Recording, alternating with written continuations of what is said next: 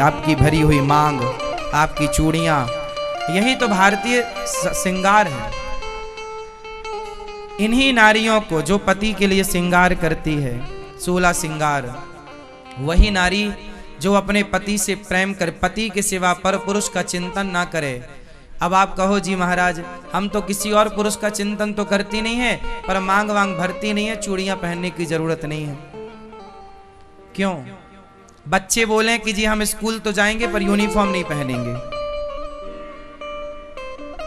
School जाओगे तो uniform पे जाना पड़ेगा। रूल्स मतलब रूल्स। यदि नहीं जाता बच्चा तो फाइन लगेगा। बोलो हाँ, स्कूल तो जाऊंगा पर यूनिफॉर्म नहीं पहनूंगा। ये जिद सही है या गलत है? मैं पतिव्रता तो हूं पर मांग नहीं भरूंगी, ये जिद सही है या गलत है?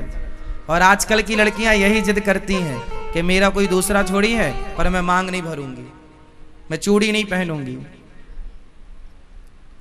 गलतियां उन बेटियों की नहीं है जो मांग नहीं भरती, गलतियां उन बेटियों की नहीं है जो चूड़ियां नहीं पहनती, गलती उनके माँ बाप की है जिन्होंने अपनी बेटी को संस्कार नहीं दिए। गलती उस समाज की है जिस समाज ने अपने बेटों को, अपनी बेटियों को भारतीय संस्कार देना ही छोड़ दिया है। अब तो कहाँ जरूरत है संस्कारों की। पहले की माँ अपनी बेटी को विवाह के पहले बिठाकर समझाती थी कि बेटा आज से तुम्हारा ससुराल ही तुम्हारा घर है, आज से तुम्हारी सास ही तुम्हारी माता है, ससुर ही तुम्हारा पिता है, पति ही तुम्हारा देवता है। कोई दिक्कत हो बेटा तो अपनी सास से कहना, अपने ससुर से कहना, अपने पति से अधिकार से कहना। अब हम ना दौड़ दौड़ के आ पाएंगे, हमसे मत कहना बेटा हम तुम्हारा दान कर रहे हैं, कन्यादान। हम तुम्हारी माँ रहेंगे सदा, पर अब हमारा तुम पर कोई विशेष अधिकार नहीं रहा, क्योंकि हमने तुम्हें दान कर दिया और दान करने के बाद ये वस्तु आपने हमें दान कर दी, अब इससे आपका अधिकार खत्म हो गया। और दान करने के बाद यदि आपने अधिकार जमाया तो फिर वो दान हुआ ही नहीं। कन्यादान होता है। क्या होता है? कन्या दान। लेकिन आजकल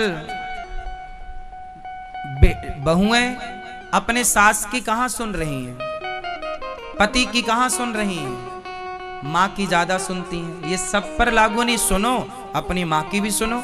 माँ कोई गलत शिक्षा थोड़ी देगी, पर आप स्वयं इस बात के गवाह हैं कि ज्यादा माँ से संपर्क रखने से बहुत सारे घरों में दरार पड़ी है। इस बात के आप खुद गवाह हैं। हम किसी पर आरोप नहीं लगा रहे हैं कि माँ गलत है या बेटी गलत है, कोई गलत नहीं है, लेकिन समाज में जो हो रहा है इससे आप सब रूबरू हैं। जितना लगाव एक बहू का अपनी माँ से है, इतना लगाव अपनी सास से नहीं है। ये गलती उस बेटी की नहीं है, उस बहू की नहीं है, उसकी माँ ने ये पाठ पढ़ाना भुला दिया, नहीं जरूरी समझा। शादी के पहले ये पाठ, बेटों को भी एक पाठ पढ़ाने की जरूरत है। बेटा तुम विवाह करने जा रहे हो, अब तुम्हारा अगले महीने विवाह है। जानते हो विवाह क्या होता है? विवाह क्यों होता है? क्या आप लोगों ने कभी अपने बच्चों से सवाल किया? सीधी शादी कर दी आप लोगों ने। विवाह होने के फायदे क्या हैं?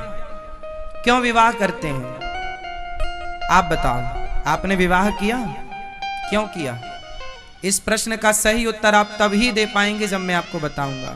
वही दे पाएंगे जिनको मैं बता चुका होऊंगा।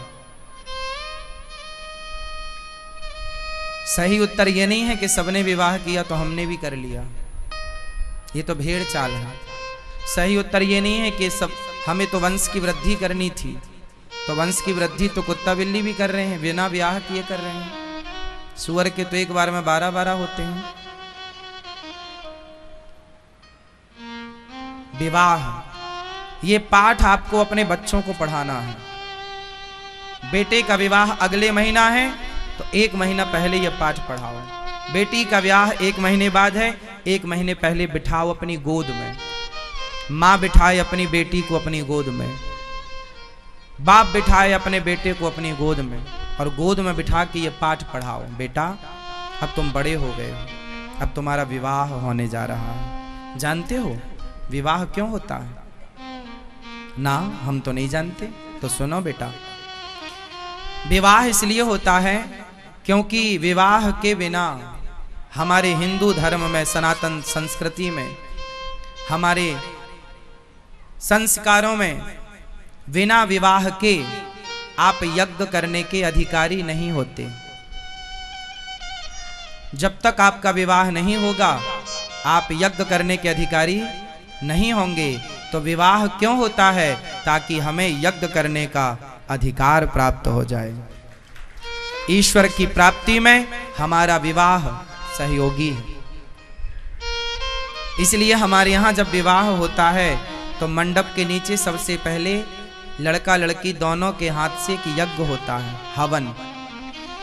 विवाह भी एक प्रकार का यज्ञ है, लेकिन आज के समाज ने उस यज्ञ को शराब का अड्डा बना रखा है। आजकल शादी का मतलब शराब है।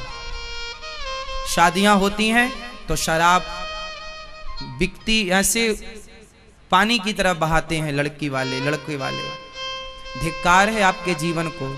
पैसे का मतलब शराब लुटाना है तो धिक्कार है ऐसे पैसे को। तुमने परिभाषाएं ही बदल दी। विवाह एक यज्ञ है, विवाह मतलब यज्ञ, और तुमने क्या बना दिया? शराब का अड्डा। क्यों क्यों बनाया? क्यों बुलाया ऐसे नालायकों को जो शराब पीते हैं? मत दो ना इन्विटेशन। हमें ऐसे समाज की जरूरत नहीं है, हमें भीड़ नहीं चाहिए, हमें ऐसे लोग चाहिए जो सात्विक हों। हम बेटी का विवाह कर रहे हैं, कोई शराब का थोड़ी यहाँ पर अड्डा खोले बैठे हैं। बेटी का विवाह उसके भविष्य की सवाल है, भविष्य की बात है। विधि विधान से विवाह होना चाहिए। वो मंत्र पढ़े जाएंगे जिस मंत्र से जो मंत्र राम और सीता के विवाह में पढ़े गए, जो मंत्र कृष्ण और रुक्मणी के विवाह में पढ़े गए, वही मंत्र आपके विवाह में पढ़े जाएंगे। तब जाकर आपका विवाह उस यज्ञ के बाद संपन्न माना जाएगा। फिर आप पति पत्नी कहलाने के योग्य बने, फिर आप का गठजोड़ा होगा। फिर आप राम की पत्नी वनवास में थी माता सीता, तो राम जी को वशिष्ठ जी ने मना कर दिया था, आप यज्ञ नहीं कर सकते। राजसूय यज्ञ करना, घोड़ा छोड़ा था ना अश्वमेघ यज्ञ का, उस यज्ञ को मना कर दिया वशिष्ठ जी ने, आप नहीं कर सकते। तब क्या उपाय है? बोले पत्नी को लाओ। बोले पत्नी तो आ नहीं सकती, वनवास में। तो फिर सोने की सीता बनाई गई। बिना पत्नी के राम को, राम तो भगवान है ना, जब बिना पत्नी के राम को यज्ञ के आदेश नहीं मिला तो आप और हम बिना पत्नी के यज्ञ कैसे करेंगे? इसलिए हमारा विवाह इसलिए होता है कि हम इस सभ्य समाज में यज्ञ आदि के अधिकारी बन जाएं। जैसे भागवत जी आप सुन रहे हैं, आप जोड़े से सुन रहे हैं। कोई भी पूजा करते हैं जोड़े से होती है, ये अनुष्ठान होता है जोड़े से होता है। पति के मर जाने के बाद, पत्नी के मर जाने के बाद स्त्री और पुरुष दोनों हवन के अधिकारी नहीं होते, यज्ञ के अधिकारी नहीं होते। अब आजकल तो समाज में सब चल रहा है, माताएं तो खूब आहुतियां डाल रही हैं बिना पतियों के, पुरुष भी बिना पत्नी के खूब आहुतियां डाल रहे हैं। पर समाज में अब इन्हें रोके कौन? ये अनिरुद्धाचार्य कहां कहां तक पहुंचेगा? कौन है रोकने वाला? कौन रोकेगा? नहीं रोकना। तुमने अपनी परंपराएं मिटा दी। आज के इस आपाधापी में इतने उलझ गए कि आपको पता ही नहीं चला कि क्या संस्कार हैं, क्या होना चाहिए। मंडप के नीचे मांग भरी जाती है। इसलिए जब विवाह होता है ना तो लड़का अपनी माँ का दूध पीकर विवाह करने जाता है। ये परंपरा है या नहीं आप लोगों के यहाँ? जब लड़का विवाह करने जाता है तो माँ उसे अपने आंचल से लगाकर नेंग करती है, निमित्त करती है, ऐसी करती है मानो वो दूध। जबकि नियम यही है कि माँ अपना दूध उसे पिलाती है। दूध तो अब होता नहीं है इस उम्र में इतने दिनों बाद, लेकिन फिर भी एक नेंग है।